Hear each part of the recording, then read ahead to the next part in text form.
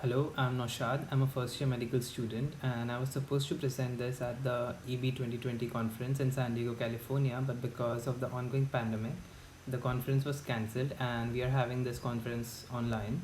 So let's begin with the presentation. My topic is cardioprotective effects of melatonin, berberine, and curcumin by inducing the JAK2 STAT3 signaling pathway in myocardial ischemic reperfusion. The abstract and introduction. So, ischemia means that an organ is not getting enough blood and oxygen. Ischemic heart disease, which is also called coronary heart disease or coronary artery disease, is a term giving to heart problems caused by narrowing heart arteries, which are coronary arteries that supply blood to the heart muscle. Related to this, we have the reperfusion injury, which is sometimes called the ischemic reperfusion injury or reoxygenation injury, is the tissue damage that is caused when blood supply returns to the tissue after a period of ischemia or lack of oxygen. Ischemic heart disease remains the leading cause of mortality and disability worldwide. That's the reason we have chosen this topic, as we can see here in the graph given by WHO. Although the timely reperfusion therapy is the primary treatment, reperfusion itself results in a major cardiac damage, commonly referred to as a myocardial ischemic reperfusion. Here we'll be focusing on the positive effects that are shown by administration of curcumin, berberine, and melatonin in prevention of these reperfusion injuries. Cardiac ischemia is mediated by the oxidative stress and calcium overload, which leads to necrosis and apoptosis and impairment of the cardiac function. The loss of the energy substrates in the myocardial ischemia lead to the generation of reactive oxygen species, and the high level of reactive oxygen species are detrimental and can induce a variety of abnormalities. So these can be prevented by activation of JAK2 STAT3 signaling pathway, and several studies have demonstrated that the JAK2 STAT3 signaling pathway is significant in mediating an inflammatory response. The STAT3 is positioned downstream to the JAK2 and can be activated via the phosphorylation of serine and tyrosine. Now moving on to the first compound, which is curcumin. Curcumin is a naturally occurring compound extracted from the roots of Curcuma longa, which we also know as turmeric. The curcumin exhibits multiple pharmacological activities, including antioxidant, anticarcinogen, and anti-inflammatory. So the next compound is berberine. Berberine is a chemical which is found in several plants, including European barberry, the Oregon grape, and tree turmeric. Berberine is most commonly taken by mouth for diabetes, hypercholesterolemia, hyperlipidemia, and hypertension. The third compound is melatonin. Melatonin is a hormone that regulates the sleep wake cycle. It is primarily released by the pineal gland and is taken as a supplement for treatment of trouble sleeping and for jet lags. Now, moving on to the first compound, which is curcumin. The rats were taken and they were divided into 5 groups with 10 rats in each group. The groups are as follows. The first group was a sham group. Sham here refers to a faked surgical intervention. Second group was ischemic reperfusion group. The third, fourth, and fifth were ischemic reperfusion groups with curcumin dosages as 10, 20, or 30 mg per kg body weight per day, respectively. The subjects of each group were subjected to 60-minute coronary artery occlusion followed by a 3-hour reperfusion. After this, evaluations were made. So, starting with the effects, curcumin infarction sizes were seen. In group 1, there was no infarction. However, group 2, which was an actual infarction, we see that the infarction size was about 50%.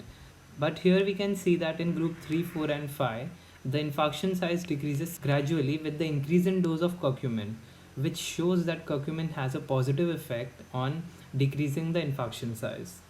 Now looking on to figure 2, we see capsase 3 Bax and BCL2.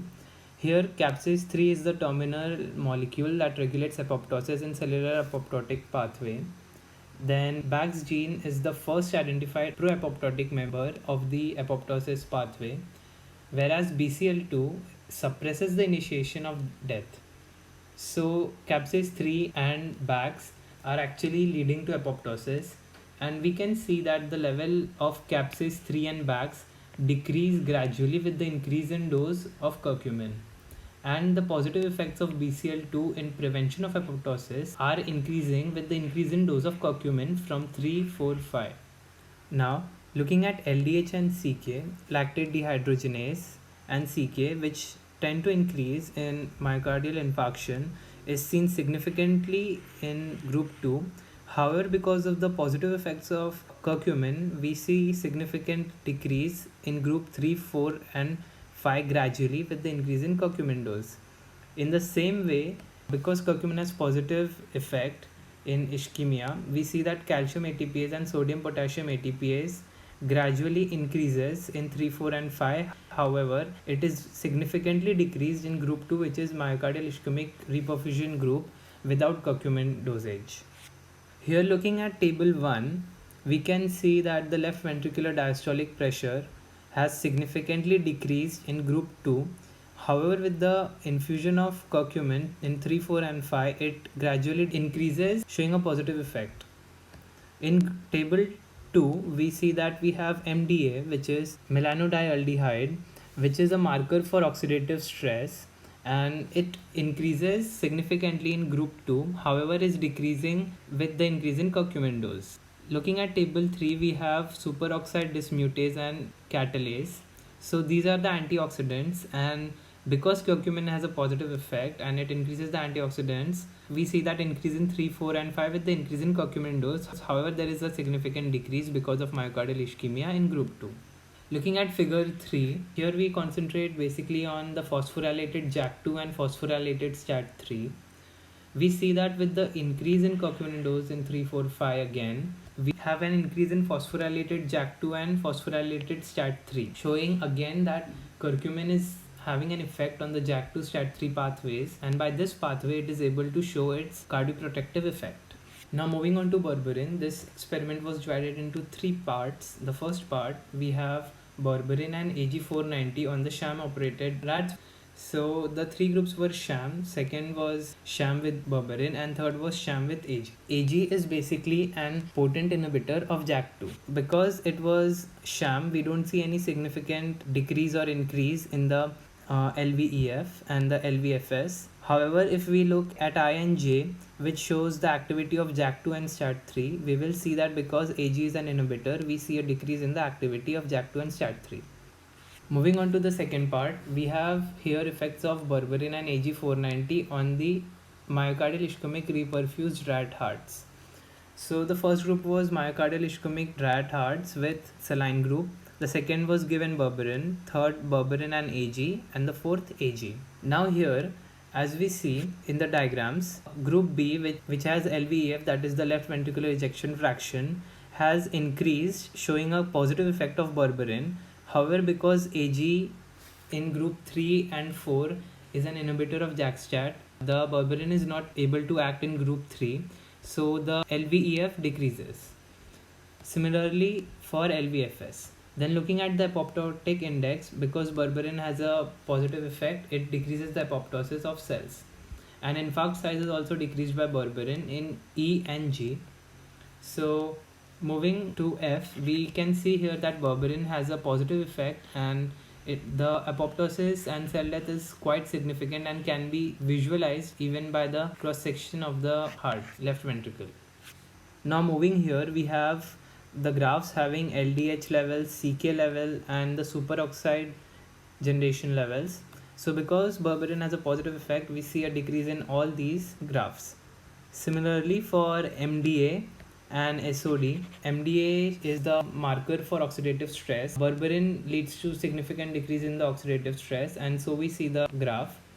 Whereas AG, which is an inhibitor of JAK-STAT, leads to inhibition of action of berberine in group 3, and therefore it is increased, whereas there is significant increase with only AG in group 4. Looking at the superoxide dismutase, berberine significantly increases superoxide dismutase and showing a positive effect. Now here we can see that JAK-STAT graphs, which are B and C, berberine has shown significant increase in the effects of JAK-STAT mechanisms. So we can directly relate berberine's effect on the JAK-STAT and its positive effect in prevention of the myocardial ischemic reperfusion. Now moving on to the third part, which is the determination of JAK-STAT signaling in berberine protective effect in the cultured heart cell, which were H9C2 cells. 4 groups were made. First was the stimulated ischemic reperfusion group. The second was given berberine. Third was given berberine and JAK2 siRNA, while the fourth was given only JAK2 siRNA. Here JAK2 siRNA inhibits the expression of JAK2.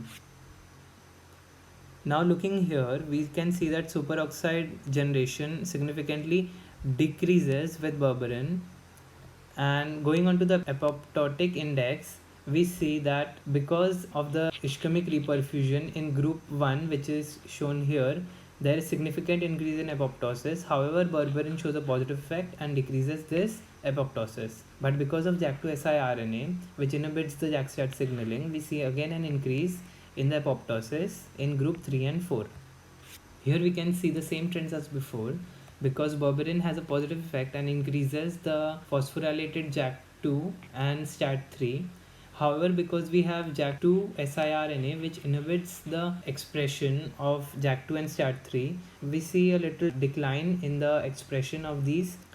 Now moving down, we have capsase-3, BCL2 and BAX. So we know that capsase-3 and BAX are apoptotic pathway predecessors. So capsase-3 and BAX represent the apoptosis, and we see that berberin has significant effect in decreasing their concentrations.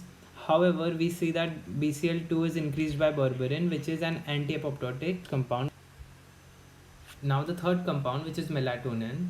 So melatonin binds to specific receptors and to a number of cytosolic proteins, activating a vast array of signaling pathways, thus protecting the heart against myocardial ischemic reperfusion. Melatonin has shown to attenuate oxidative stress, decrease myocardial apoptosis by activating the JAK2 STAT3 signaling pathway. These protective effects of melatonin were abolished by AG 490.